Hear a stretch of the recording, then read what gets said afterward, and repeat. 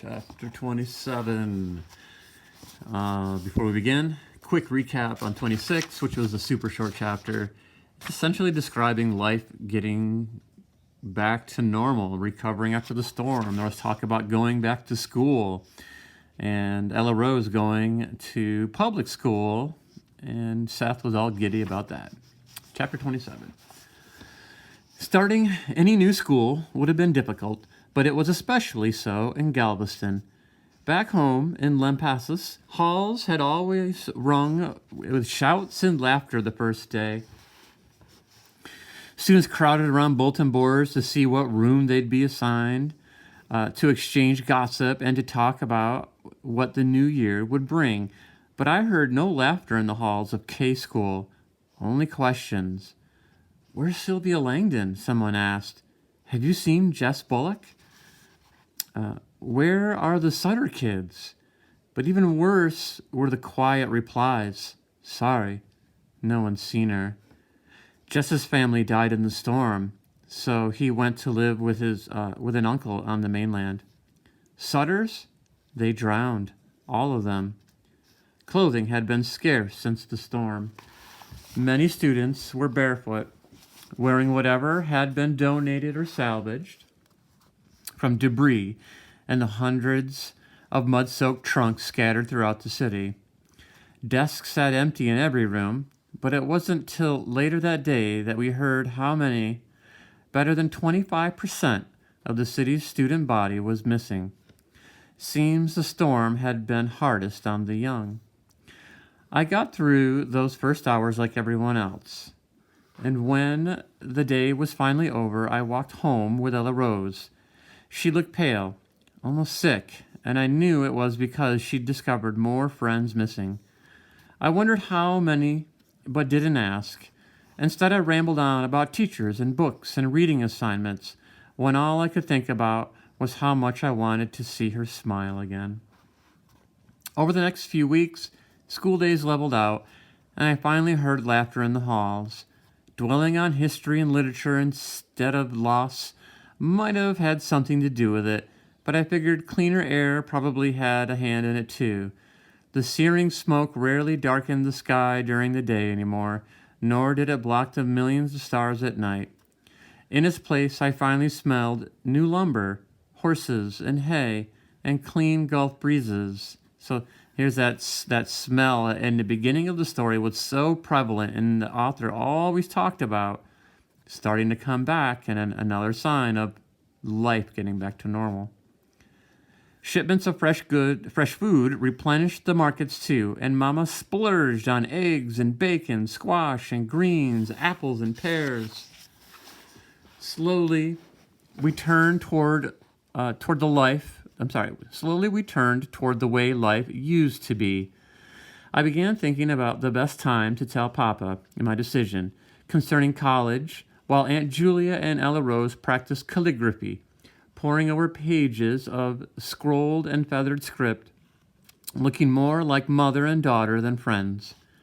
Telephones rang again, electric lights shone from every window, and outside Galveston streets were finally clean.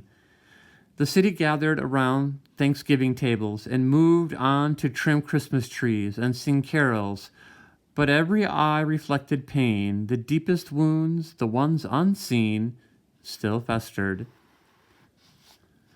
I think the holidays were hardest of all on Aunt Julia. Though she tried to hide it, there'd been no graves for her to visit, no final words and prayers, and especially no solace from knowing how life had ended for her husband and son. Ella Rose seemed to have finally made peace with her loss, and Andy and Will, like most young boys, were easily distracted from theirs. Yet, in quiet moments, I saw the sorrow and wondered how long our hearts would yearn for healing.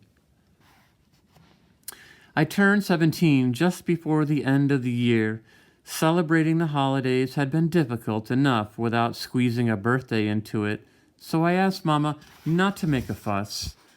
She nodded, but that night there was fried chicken and apple pie on the table, two of my favorites, and when supper was over, Ella Rose pulled me outside into the crisp, still night. Streets cast yellow circles down the block toward... street lights cast yellow circles down the block toward the Gulf, and oyster shells crunched under our feet. Where are we going? I asked. She tossed me a mysterious smile. You'll see. You know, don't you? What? That you're 17 today, and you didn't want cake and presents. I laughed. Well, yeah, how did you know? Ben told me right after you moved here. He said that you were exactly 1 year and 10 days younger than he was. So you figured it out? She nodded. But your mother said we weren't supposed to mention it, so I planned a little surprise of my own. A surprise?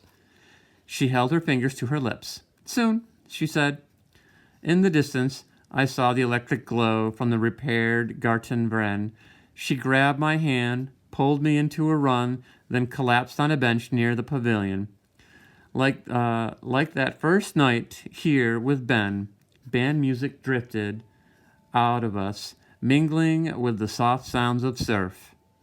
Can you smell love in the air, 5th grade? I would just tease them relentlessly when we were reading in person. It's beautiful, isn't it? She asked, still breathless from our run. It's almost like it was before. I nodded, but it was her cold, blushed cheeks I saw, not the pavilion. Her warm breath puffed into the chill air, and her hair framed around her shoulders, golden against the dark wool of her coat. With more than a little effort, I pulled my attention back to the pavilion. So, why are we here? I asked. Because everyone should have music and bright lights on their birthday. She reached into her pocket and pulled out a small box. And because I wanted to give you this when we were alone. All smiles, she pushed the box into my hand and squirmed on the bench beside me, waiting. I stared at the bright red ribbon. Well, aren't you going to open it? I laughed, untied the bow, and lifted the lid. Mr. Covington's gold rose tie pin, the one Papa had returned to her that day after the storm, lay shining on white satin. I opened my mouth to tell her it was too much, that I couldn't possibly keep something so precious to her, but the words wouldn't come. Daddy bought it shortly after I was born, she said. But Ella Rose, you have so little left of your father's. She closed my hand over the pin and smiled up at me. He said the gold rose always reminded him of me, and that's exactly why I want you to have it. That night, as I lay in bed, I didn't have to wonder any more if Ella Rose ever thought of me. She did, and someday there'd be more. I'd seen it in her eyes. Told you, 5th grade, love is in the air.